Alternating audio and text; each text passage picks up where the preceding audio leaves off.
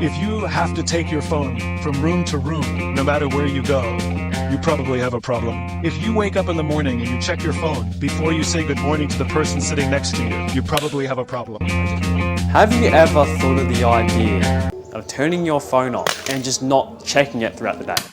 I recommend when the sun is setting, you go outside and you expose yourself to the sun.